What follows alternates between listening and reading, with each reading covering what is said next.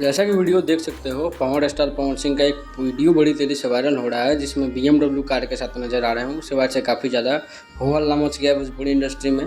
खैर, पवन सिंह का एक बॉलीवुड गाना और एक भोजपुरी गाना दोनों की शूटिंग हो चुकी है। दोनों गाने कंप्लीट हो चुके हैं, अब केवल आना बाकी है। कमरिया पे साड़ी इसका पोस्टर देख ही रहे हो, काफ़ी ज़्यादा वायरल हो रही है ये।